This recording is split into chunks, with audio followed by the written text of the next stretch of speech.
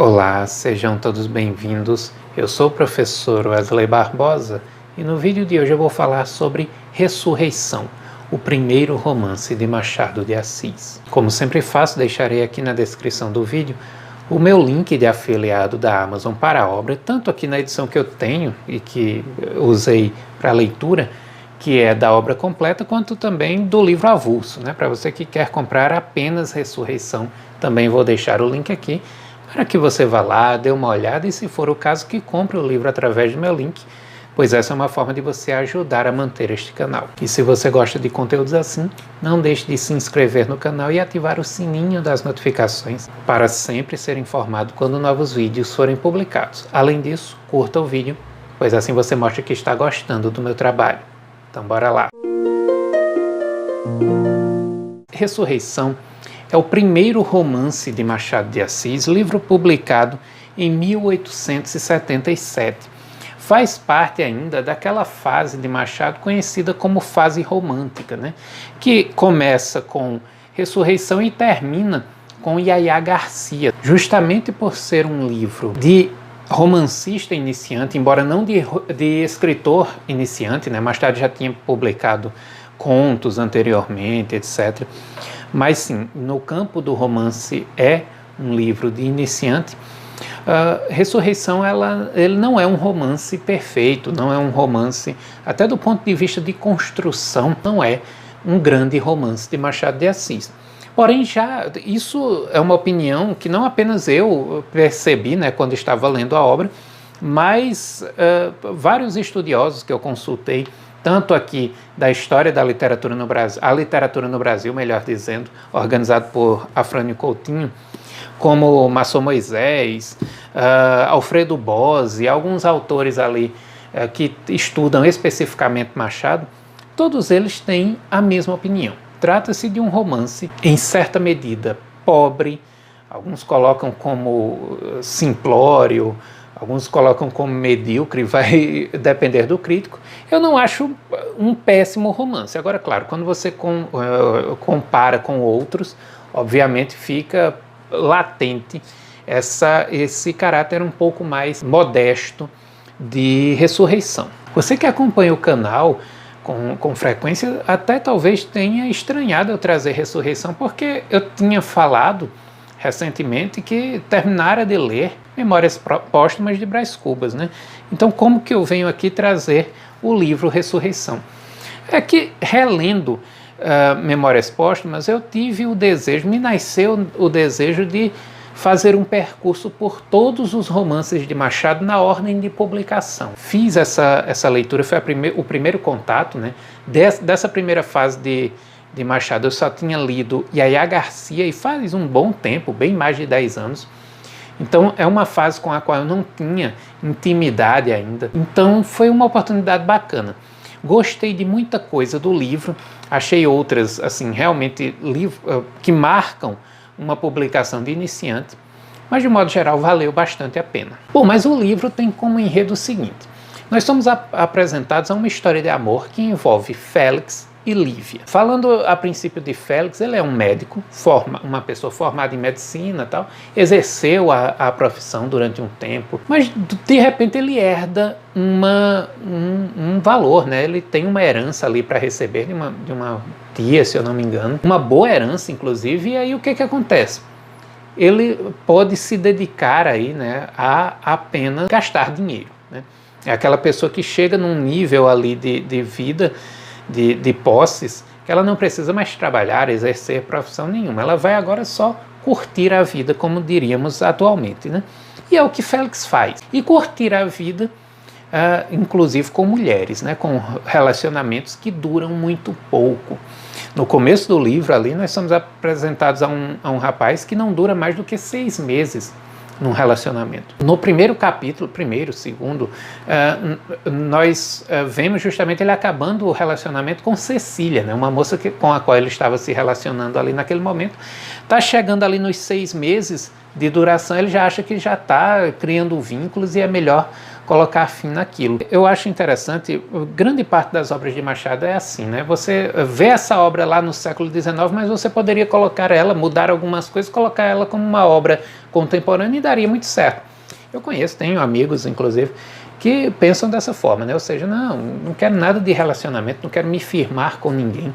Às vezes a pessoa sempre teve essa ideia, às vezes não, né? Às vezes a pessoa teve uma decepção e parece que foi o que aconteceu com Félix, porque ele em alguns momentos, 2 momentos, 3 momentos do livro, ele deixa isso claro, inclusive certa vez numa conversa com Lívia, que se decepcionou em relacionamentos e tal, e isso fez com que ele perdesse a confiança, né, em um relacionamento sério.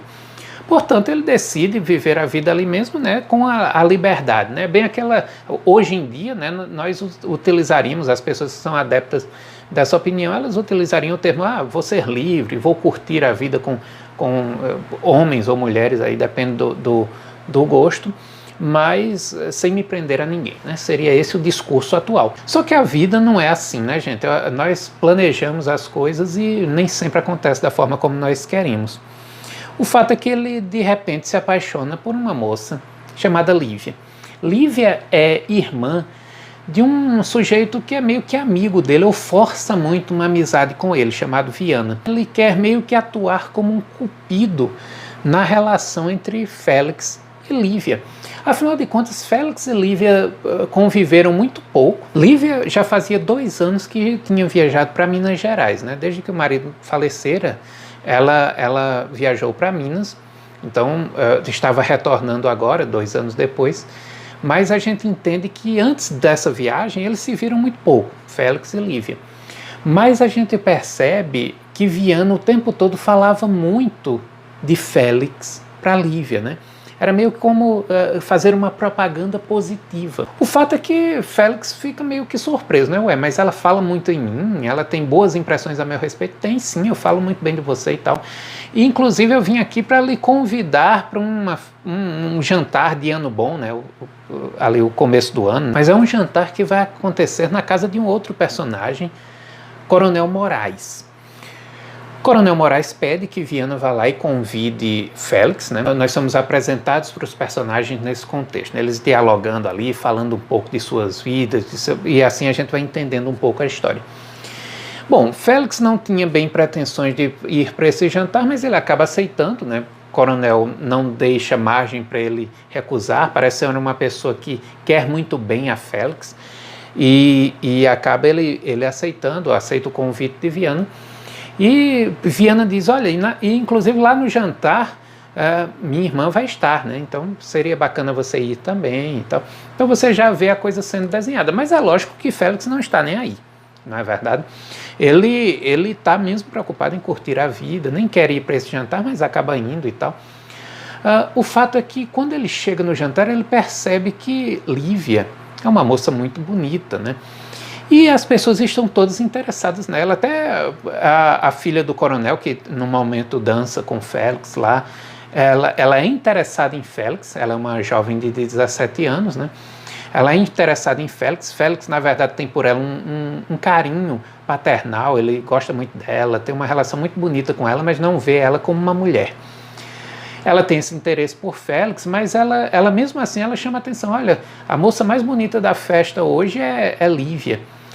E tudo isso vai fazendo Félix, naturalmente, né, um homem jovem, aí na casa dos 30, né, 30 e poucos anos, vê uma mulher bonita, descompromissada, se interessa pela beleza, né, e começa a chamar a atenção para isso. Mas é lógico que ele ainda, a princípio, não quer nenhum relacionamento sério. Todavia, as coisas acontecem de forma muito diferente do que ele planejou. O fato é que Lívia chama a atenção dele. Chama a atenção dele por várias coisas. A gente percebe que é uma personagem que tem o seu carisma, né? Uma personagem que é muito bonita, repito, né? Porque o narrador repete isso muitas vezes, mas é interessante que ele repete de uma forma que chama muita atenção. Ela sempre é o destaque onde ela vai, pela beleza dela, mas ela também chama atenção pelo comportamento, porque ela é bonita, se sabe admirada, mas nas palavras atuais ela não se acha demais, né? Ela é bem humilde, ela não chama atenção para si, ela não é uma pessoa que se espalha muito. E isso, naturalmente, né, torna a pessoa mais atraente ainda. E tudo isso chama muito a atenção de Félix, e na própria conversa ele vai percebendo uma personalidade interessante, uma personalidade muito humilde, e o sentimento surge. É lógico que muitos acontecimentos vão surgir aí para gerar conflitos nesse relacionamento, né? A promessa de casamento, uma promessa de casamento que não é revelada para a sociedade, né? Ou seja, só eles ali que sabem disso. A gente fica meio que sem entender por quê. Porque, na verdade, é uma moça desimpedida, ele também, por que não já divulgar que são noivos? Talvez porque Félix também estivesse ainda refletindo, ele sabe desse medo que ele tem de relacionar-se, ele sabe que não deveria estar entrando naquilo porque ele não confia naquilo, ele é muito ciumento, isso é algo que sempre chama atenção nesse romance, né, para quem lê. Então ele percebe que talvez ele não esteja indo pelo melhor caminho. Mas ele, além de tudo, é uma pessoa muito imatura. Ele muda muito o sentimento que está predominando, né, naquele momento. Ele, num momento, está tomado de ciúme, de raiva. No outro, ele está feito uma criança ali, aguardando ansiosamente revê-la, aguardando o perdão dela por uma demonstração de ciúme, por um rompimento, etc. O fato é que, de fato, dada a imaturidade dele em muitos momentos, a gente percebe que ele não estava preparado para um relacionamento, né? Essa é a grande verdade. Eu não vou falar aqui se esse relacionamento, no fim das contas, dá certo ou não, isso aí fica a cargo de vocês. Tudo que eu falei aqui até agora se refere exclusivamente ao começo do livro, tá, gente? Então, não dei grandes spoilers. Mas nós temos também um triângulo amoroso no romance, né? Esse triângulo amoroso que não chega a se concretizar como um triângulo, né? Mas uma ameaça inclusive que se dissipa muito facilmente. Na verdade, tudo se dissipa muito facilmente. É aí onde está a fragilidade do livro de Machado de Assis. Parece que isso era uma narrativa muito maior, que ele por algum motivo teve que diminuir, ou porque ele quis mesmo deixar alguns silêncios na obra, ou porque precisou diminuir o tamanho para questões de publicação, não sei muito bem, mas me parece em certos pontos um livro inacabado, um livro que falta algumas coisas. Tem partes aqui no romance em que ele tem uma parte que eu até marquei, ele está narrando alguma coisa, né? O narrador está lá contando algo, e ele fala como se tudo estivesse acontecendo no mesmo momento, né? O trecho ele diz o seguinte: era impossível, entretanto, não volver o espírito à sua própria situação. De quando em quando o médico, ou seja, Félix, esquecia o narrador, e o seu pensamento ia esvoaçar em derredor da viúva, ou seja, ele conversando com alguém, né, e perdia a atenção no que aquela pessoa estava falando e ia pensar em Lívia. Aí ele diz: foi numa dessas ocasiões que lhe chegou uma carta. Dessas ocasiões, mas tudo parece ser ali uma questão de minutos. Como assim, numa dessas ocasiões, né? Isso é um dos pontos em que nós pensamos que, peraí, houve aqui um corte nessa narrativa, alguma coisa deveria ter aqui. Mas é um livro interessante, tá, gente? É um livro interessante por ser ao mesmo tempo, até fiz uma postagem no Instagram falando que o livro é ao mesmo tempo romântico e também não é, né? Ele é romântico porque ele traz uma trama amorosa que passa por percalços, etc. Mas ele não fecha muito bem os conflitos dentro daquela estrutura romântica que predomina em muitas obras. Não é também, claro, né? Não vou entrar aqui numa postura crítica que coloca o romantismo lá embaixo e tal. Eu vejo obras belíssimas no romantismo também, e obras, inclusive, que fogem do modelo dentro do próprio romantismo. Mas, assim, de um modo geral, as narrativas românticas, elas têm um esqueminha. Eu não quero aqui dizer muito o que especificamente ele quebra, porque eu já daria um spoiler, né? Quem lê vai perceber. Quem tem uma experiência com leituras românticas e com leituras realistas, verifica, sim, um livro que, embora ainda começando essa primeira fase de Machado, ele já é uma obra que pode ser considerada fronteiriça. Inclusive, Masson Moisés chama a atenção para isso aqui no seu História da Literatura Brasileira, nesse volume aqui que fala especificamente do realismo, né? Ele diz que depois os 3 livros seguintes dessa primeira fase, né, ou seja, Helena, A Mão e a Luva e Yaya Garcia, eles meio que voltam um pouco, né? Meio que Machado pisa um pouco no freio e se encaixa mais nos padrões românticos do que ele fez com Ressurreição. Embora talvez do ponto de vista criativo, Ressurreição seja o mais simples de todos, o mais assim, mais problemático, digamos, né, de todos. Nos outros ele vai amadurecendo estilo, mas em termos de filiação estética ele se filia muito mais ao romantismo. Agora é interessante também porque ele não se prende, ele diz inclusive isso no prólogo do livro, ele não quer se prender em peripécias narrativas. Ele quer fazer um estudo da personalidade dos dois personagens, ou seja, de Lívia e de Félix. É um primeiro ensaio do que Machado vai fazer em muitos dos seus livros, inclusive em muitas das suas narrativas longas, os romances, mas também nas suas narrativas curtas, os contos, né? Entrar na psicologia dos personagens. É lógico que aqui eu acho que ele foi muito superficial, ele não conseguiu alcançar o seu objetivo, mas ele tenta. E sim, ele consegue nos dar um panorama de Félix, esse personagem que... e é só um panorama, tá?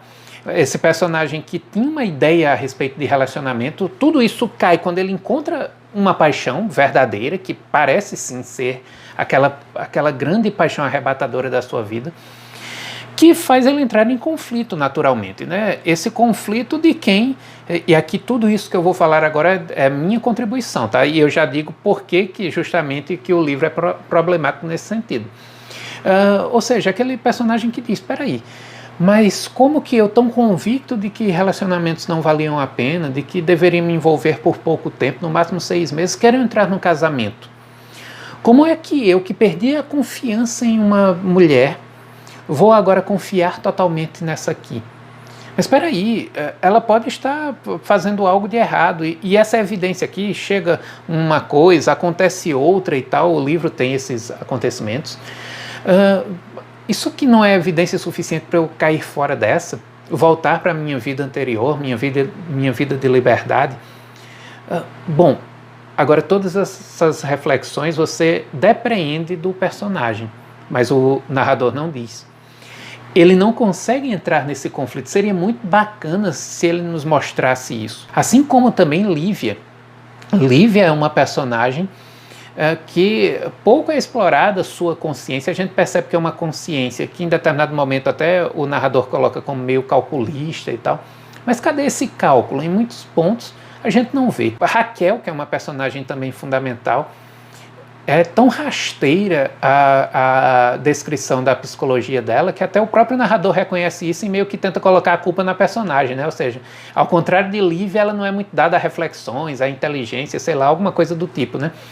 Não, na verdade ela parece, inclusive o narrador ele se perde nisso, porque tem uma parte em que ela passa um tempo refletindo sobre um determinado acontecimento e no romance essa reflexão é feita em resumo num parágrafo curto. Então é um livro que não chega a explorar suas potencialidades. Por isso é problemático, tá? Por isso que a crítica, de um modo geral, reconhece como problemático, embora já denuncie um autor grandioso. Um fato que denuncia isso muito bem é um episódio, eu vou falar aqui bem superficialmente esse episódio, porque já é lá no fim, tá? É um episódio, inclusive, fundamental, mas não vou dar spoiler, tá? Mas ele é fundamental para o desenlace do romance. Tem um episódio em que Batista, ele chega na casa de Félix, né? E ele quer encontrar um pretexto para algo que ele vai fazer com Félix, né? Para justificar, para meio que abafar que é ele o culpado, né? Então ele vai meio que dizer, não, peraí, aconteceu enquanto eu estava aqui, então a culpa não foi não foi minha, né? Mas quando ele está lá na casa de Félix, ele chega com o pretexto de que foi lá atrás de 2 gravuras, que uma mulher com a qual ele estava se relacionando ficou muito interessada em comprar certa vez. Ela viu numa loja, quando ela voltou para a loja, as gravuras não estavam mais lá. E ela pede para que ele vá atrás dessas gravuras, né? Para Batista, né? Que é quem está relacionando-se com ela. Ele promete ir atrás, tal, e acaba descobrindo que quem comprou foi Félix, né? E ele diz, olha, Félix, eu queria muito essas gravuras porque, enfim, é uma mulher que está me encantando muito, eu não posso perder essa oportunidade de agradá-la e tal. São duas gravuras que têm a seguinte cena. Davi está observando Betseba, ou Betseba, Betsebé, depende da tradução, tá, gente, da Bíblia. Mas é aquela cena lá de 2 Samuel, segundo livro de Samuel, capítulo 11, em que Davi observa Betseba tomando banho e procura se informar quem é. Ele está lá na janela do palácio, né, na varanda do palácio, e observa e chama alguém para se informar quem é. Depois manda chamá-la e acaba se relacionando sexualmente com ela. Essa cena pode passar despercebido para muita gente, e parece que muitas vezes passa. Mas ela já anuncia uma coisa interessante sobre a atitude de Batista. Quem for atrás de ler isso na Bíblia vai ver que o episódio todo, não apenas essa cena em particular, mas se você continuar lendo aquele capítulo ali, você vai ver que tudo isso se resume a uma pessoa apunhalando a outra pelas costas. É uma cena de traição. Isso é fundamental para você entender o que está acontecendo ali. Mas Machado também não aproveita muito isso, porque é tão curto o livro e as coisas vão acontecendo tão rapidamente que já no capítulo seguinte isso é meio que colocado às claras. Mas é interessante. Demonstra um pouco dessa característica de Machado, que é fazer relações, deixar intertextualidades implícitas ou explícitas, um pouco mais, um pouco menos, cenas da mitologia, da religião, de outras obras, da cultura em geral, que ele pega e coloca ali como pequenas metáforas para algo, como pequenas charadas para você entender melhor uma determinada passagem. Isso já está aí. Outra coisa que já está aí é o tema do ciúme, né? Que lá em Dom Casmurro vai ser elevado aí ao máximo, mas aí já está presente. Outra questão também é a figura do agregado, né? Do parasita, que está colocada aí no livro de Machado, enfim, que vai ser retomado também em algumas passagens, né, da sua obra, inclusive também já citei Dom Casmurro lá com José Dias. Uma coisa interessante também do narrador de Machado é o seguinte, é que ele é um narrador onisciente e, portanto, o narrador onisciente ele sabe o que os personagens estão pensando e ele deixa isso claro em vários pontos do livro, mas tem determinados pontos em que ele finge não saber. Ele deixa silêncios na obra que são fundamentais para nos pegarem assim em determinados pontos. Então ele em determinada parte ele diz: Félix parecia estar pensando em tal coisa ou talvez não. Bom, ele sabe se ele está pensando ou não, porque ele é onisciente, mas ele deixa esse silêncio aí extremamente significativo. Isso marca também, evidencia também um narrador que já começa a encontrar alguns caminhos que ele vai explorar aí ao longo de sua obra. Eu li alguns textos para melhor embasar aliás, procurando, né, bons embasamentos para este vídeo. Li um texto interessante de Agripino Greco, da sua obra sobre Machado de Assis, uma obra da década de 1950, que eu tenho, que ele explora as influências, né, de Machado. Ele explora isso em todos os artigos, né, sobre vários livros, contos, etc. Ele mostra as influências, ele reforça, inclusive, que aquela ideia de que Machado ele tem duas influências muito fortes, é a literatura francesa e a ironia inglesa. Um exemplo dessa ironia nos é mostrado quando Lívia, depois de uma discussão que teve com Félix, e um rompimento, né, em determinado ponto da obra, isso não é dar spoiler, porque isso acontece ao longo do livro todo, ela acaba passando mal, adoece inclusive, tal. E tem dois médicos que estão examinando-a, né? E um desses médicos, o médico assistente, ele diz algo que Maçom Moisés ele usa como exemplo de ironia, né? Dessa ironia que é destacada tanto por ele quanto por Agripino Greco. O trecho é o seguinte: o médico assistente dera à moléstia um nome tirado não sei se do grego, se do latim. Ora, o fato de o médico ter escolhido um nome aí aleatório para designar a doença, né, a moléstia ali que estava acometendo a personagem, nos mostra que, no fim das contas, ele não faz a menor ideia do que ele estava diagnosticando ali, né? Ou seja, essa ironia fina de Machado, que muitas vezes não chega assim de cara, inclusive por isso eu nem concordo com o termo que Masson Moisés usa, que é humor. Eu não acho que é um humor, eu acho que é uma ironia mesmo, uma ironia muitas vezes velada, fina, sensível, que precisa de uma certa convivência com a literatura e também com a de Machado para captá-la muitas vezes. Eu acho que um leitor que está iniciando sua trajetória passa por essa parte, talvez nem perceba que aí tem uma ironia, mas tem. E é uma característica de Machado que está presente demais em sua obra, e nesse livro também, embora também não tão explorado, mas tem vários momentos. Outra característica também muito marcante na obra de Machado, que está presente em Ressurreição, são as intromissões dissertativas do narrador, o narrador que opina, que argumenta ao longo da sua exposição. Ele não é simplesmente alguém que coloca os fatos. Masson Moisés chama atenção para isso quando diz que a tendência para o tom dissertativo igualmente se faz presente quando o romancista analisa a psicologia individual e social e, detendo o fluxo dramático, insere comentários e reflexões à maneira de quem fosse tirando a moral da história. Abre aspas. A vida é uma ópera bufa com intervalos de música séria. Isso aí é pura intervenção do narrador, né? E por fim, Masson Moisés vai chamar a atenção para meio que uma unidade das fases de Machado, né? Havendo algumas características, alguns personagens, né, modelos de personagens, algumas artimanhas narrativas que já estão presentes neste livro, a obra de Machado seria meio que uma unidade. Uma unidade, claro, que vai se construindo, aperfeiçoando, claro, mas que não é necessariamente não são dois momentos totalmente alheios um ao outro, totalmente opostos. Essa ideia de um autor que não começou do zero, né? Não recomeçou, não resetou sua obra lá com Memórias Póstumas. Ele já adianta em Ressurreição muito daquilo que ele traria nas obras seguintes, né? Nas obras ali das fases mais maduras. Então, minha opinião final. Ora, é um livro que me parece muitas vezes inacabado, um livro que tem seus buracos, que tem suas superficialidades, que em muitos momentos me parece que poderia ter explorado mais tanto o caractere dos personagens, quanto alguns diálogos, algumas reflexões, mas que de um modo geral é um livro que traz uma ideia interessante, que consegue desenvolvê-la até relativamente bem.